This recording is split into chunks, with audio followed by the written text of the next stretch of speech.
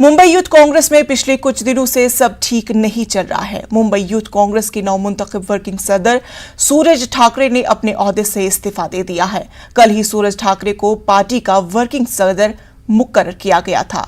सूरज Thackeray Mumbai youth Congress का मारूफ चेहरा है। वो ठाकरे बाबा सिद्दीकी के बेटे जीशान सिद्दीकी की अहम वाईसी के सदर के तौर पर तकर्रुरी से नाराज है। सूरज ठाकरे ने इल्जाम लगाया कि अमीर और बाअसर सियासी खानदानों से आने वाले लोगों को मौका दिया जाता है, जबकि आम खानदानों से आने वाले मेहनती नौजवानों को नजरअंदाज किया जाता है।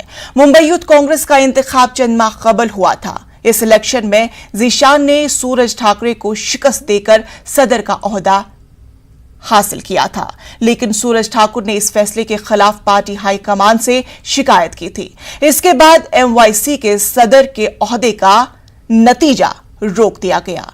कई महीनों की जहनसाजी के बाद पीवी श्रीनिवास ने जीशान को सदर और ठाकुर को वर्किंग सदर मुकर्रर किया।